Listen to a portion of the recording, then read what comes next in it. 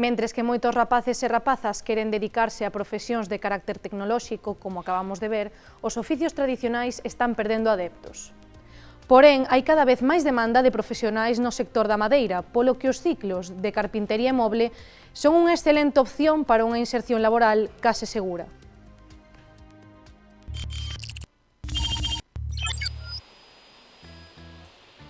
No ciclo básico, o alumnado fórmase tanto dende o punto de vista teórico como práctico no tratamento e uso da madeira. Ademais, nesas clases do segundo ano tamén desenvolven tarefas de tapizado e acabado. Empezan tapizando cousas moi sinxelas, non chegamos a moito porque, tendo en conta que son de segundo, non van ás prácticas máis ou menos en abril ou por aí. Entón, en 2 trimestres, a tapicería é un mundo, entonces inícianse na tapicería. Para desenvolver as súas capacidades, os estudantes traballan libremente contando coa axuda e a supervisión do profesorado. Entre esas capacidades, hai algunhas que non teñen que ver co emprego da madeira e as ferramentas. Teñen que tomar nota de todo o que van facendo, o tempo que lles leva, porque despois temos un módulo que é presupuestos. Entonces, tendo en cuenta o tempo que lles leva facer as cousas, teñen que calcular o que lles costaría poñer á venta o artículo que fan.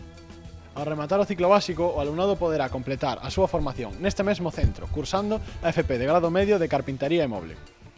Neste curso, os estudantes comezan a traballar con maquinaria de todo tipo, que lles permite elaborar cortes ultraprecisos, debuxos perfectos na madeira e outras funcións que utilizan para a elaboración dos seus proxectos.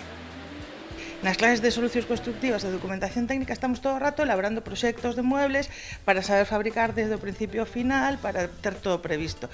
Cando son as asignaturas de taller, están traballando e facendo moitos casos cousas que se diseñan en aula ou traballos que corresponden á materia, entón é un ciclo moi práctico. Ademais, ao tratarse dun FP dual, na segunda metade do curso, tanto en primeiro como en segundo, os alumnos teñen prácticas en empresas que lles permiten experimentar de primeira man como é o traballo real no sector.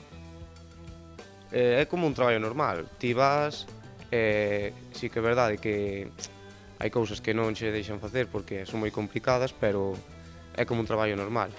Unha vez rematado o ciclo, o acceso ao mercado laboral soe ser a primeira elección dos titulados, que saen moi preparados, pero hai outras saídas, como especializacións na materia ou acceso a grados superiores de calquera tipo. É un traballo que se está perdendo e que vas salir con un traballo, que vas ter unha pila de traballo e vas, se eres bon, vas te defender ben neste sector.